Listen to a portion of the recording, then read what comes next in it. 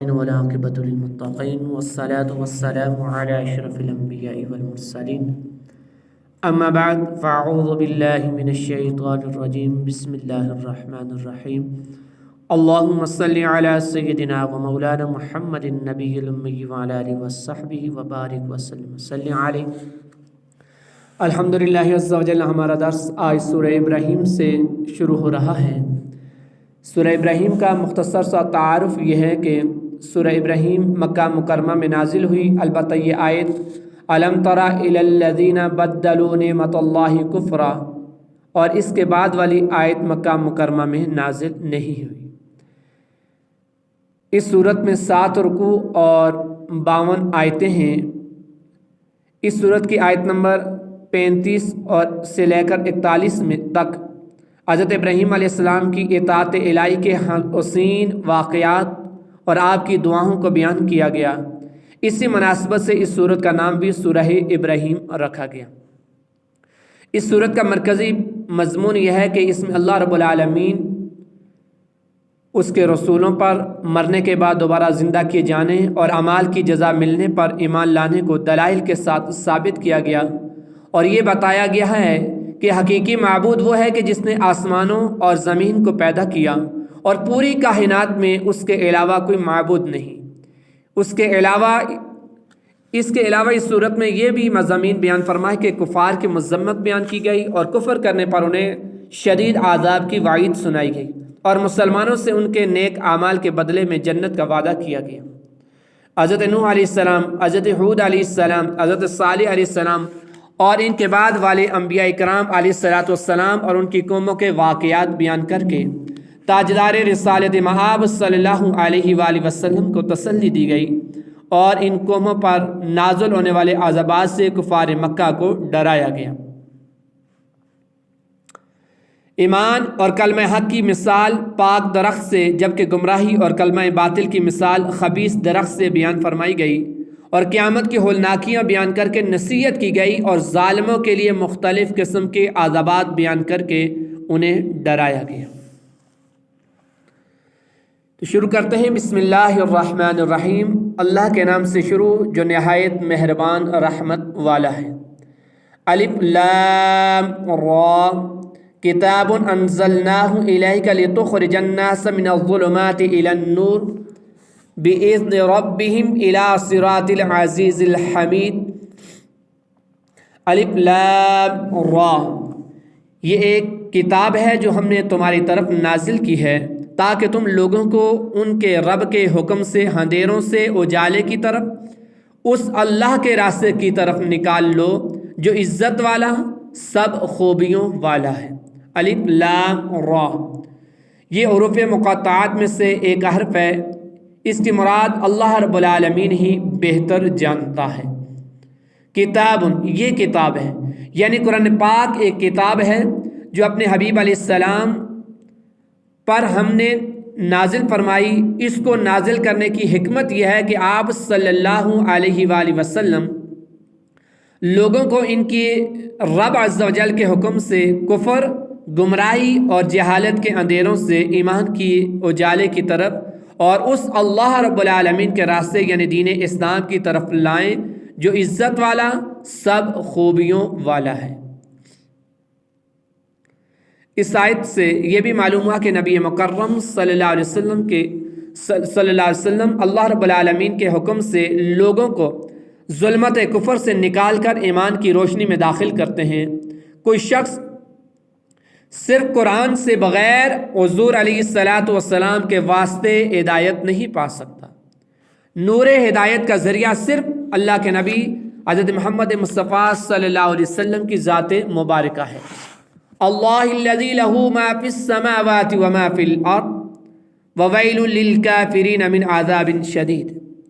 اللہ جس کی ملکیت میں ہر وہ چیز ہے جو آسمانوں میں ہے اور جو زمین میں ہے، اور کافروں کے لیے ایک سخت عذاب کی خرابی ہے۔ اللہ الذی لہ، اللہ جس کی ملکیت میں ہے، یعنی اس اللہ رب العالمین کے راستے کی طرف لاؤ جو عزت والا سب خوبیوں والا ہے۔ ہر وہ چیز جو آسمانوں میں ہے اور جو زمین میں ہے وہ سب کا خالق و مالک ہے۔ سب اس کے بندے اور مملوک ہیں، تو اس کی عبادت سب پر لازم اور اس کے سوا کسی کی عبادت روا نہیں۔ اور جنہوں نے اللہ رب العالمین کی عبادت چھوڑ کر ان بتوں کی عبادت کرنا شروع کر دی جو کسی چیز کے مالک ہی نہیں بلکہ وہ خود مملوک ہیں، تو آخرت میں ان کے لیے سخت عذاب تیار کر رکھا ہے۔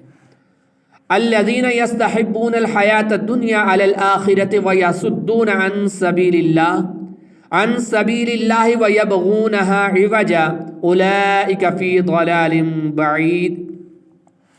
جو آخرت کی بجائے دنیا کی زندگی کو پسند کرتے ہیں اور اللہ کی راہ سے روکتے ہیں اور اس میں ٹیڑھا پن تلاش کرتے ہیں، وہ دور کی گمراہی میں ہیں۔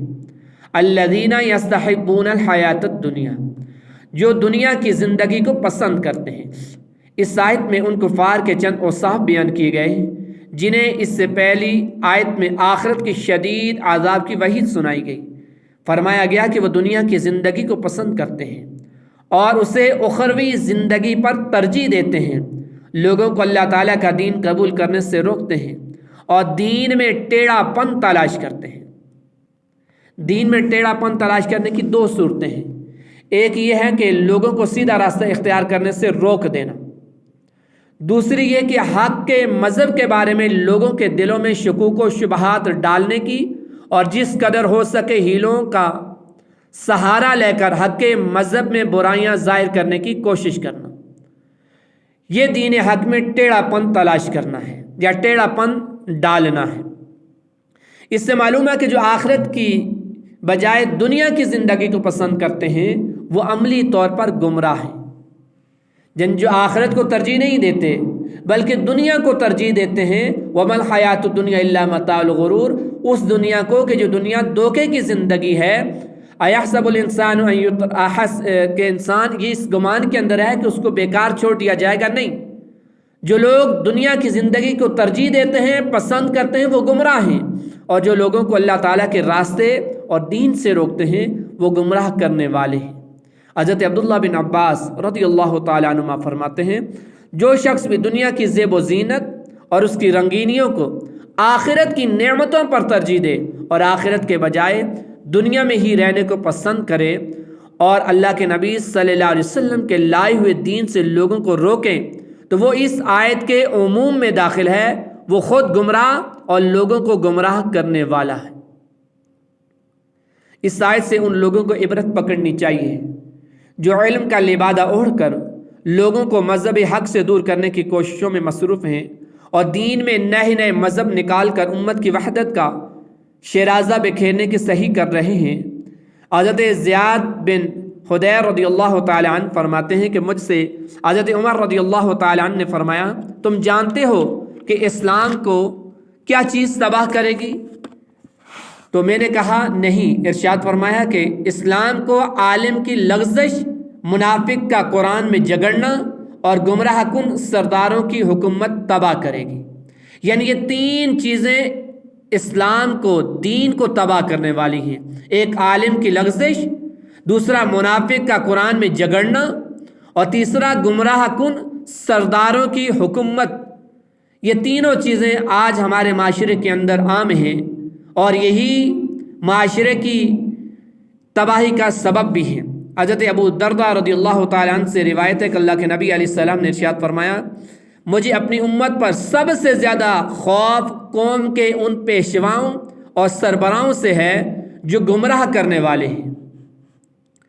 علامہ عبد الرحمن مناوی رحمۃ اللہ علیہ نقل فرماتے ہیں کہ اللہ کے نبی صلی اللہ علیہ وسلم اپنی امت کی اصلاح پر بہت حریص اور امت کے مستقل بھلائی کی رغبت رکھتے تھے، اس لیے آپ صلی اللہ علیہ وسلم اپنی امت پر قوم کے گمراہ کن سرداروں کی وجہ سے فکر مند رہتے تھے۔ قوم کے پیشواؤں اور سربراہوں کی گمراہی نظام کو خراب کر دیتی ہے، کیونکہ یہ لوگ قوم کے قائدین ہوتے ہیں اور جب یہ گمراہ ہوں گے تو قوم بھی گمراہی میں مبتلا ہوگی۔ اس طرح جب علماء میں گمراہیاں ہوں گی تو عوام کا ایک بہت بڑا حصہ گمراہی کا شکار ہو جائے گا۔ اعلیٰ حضرت امام احمد رضا خان فاضل بریلوی رحمۃ اللہ علیہ فرماتے ہیں، ائمہ دین فرماتے ہیں کہ اے گروہ علماء، اگر تم مستحبات چھوڑ کر محابات کی طرف جھکو گے، مباح چیزوں کی طرف جھکو گے، تو عوام مکروہات پر گریں گی، یعنی عوام مکروہ چیزوں کے اندر شامل ہو جائے گی، مکروہ چیزوں کو اختیار کرے گی۔ اور اگر تم مکروہ کرو گے، یعنی اگر تم مکروہ افعال میں شامل ہو جاؤ گے، مکروہات کرنے لگ جاؤ گے، تو عوام حرام میں پڑ جائے گی، جو عام عوام ہے وہ حرام کو اختیار کر دے گی۔ اگر تم حرام کے مرتکب ہو جاؤ گے تو پھر عوام کفر میں مبتلا ہوں گے۔ یہ لکھنے کے بعد فرماتے ہیں کہ للہ، اپنے اوپر رحم کرو، اور اپنے اوپر رحم نہیں کرنا چاہتے تو امت مصطفیٰ صلی اللہ علیہ وسلم پر رحم کرو۔